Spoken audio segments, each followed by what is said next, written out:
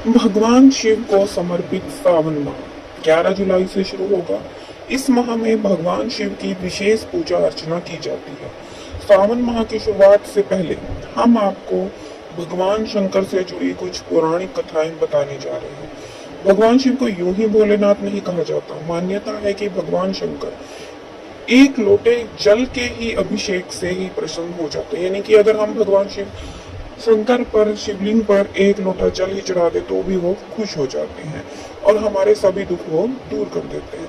हम सब ने देखा है कि शिव जी के गले में नाग है, एक हाथ में त्रिशूल है तो एक हाथ में डमरू है।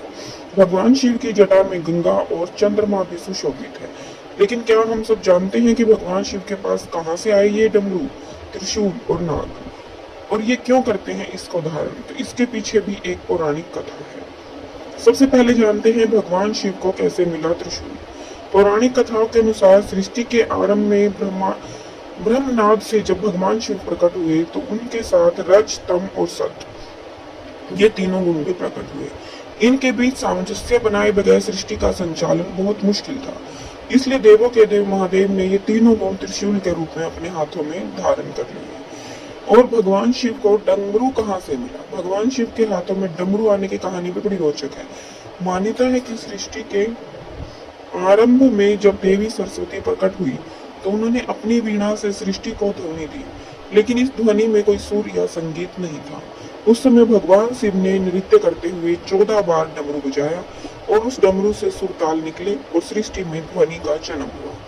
शिव पुराण में डमरू को भगवान ब्रह्मा का स्वरूप भी बताया गया है।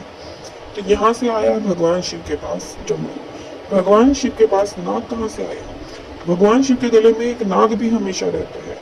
शिव महापुराण में वर्णित है कि ये नागों के राजा हैं जिनका नाम है वासुकी।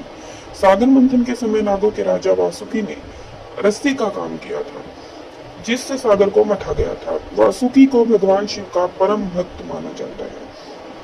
कहते हैं कि भगवान शिव उनकी भक्ति देखकर उन्हें नागलोक का राजा बनाया था और गले में आभूषण की भांति उनको रखने का वरदान दिया था। इस तरह से भगवान शिव के परम भक्त वासुकी अमर हो गए और भगवान शिव के साथ हमेशा उनके गले में रहते हैं। तो इस प्रकार से ये थी एक पौराणिक कथा जिसमें बताया गया है कि भगवान शिव के पास गले में नाग, हाथ में डमरू और हाथ में त्रिशूल कहाँ से आया।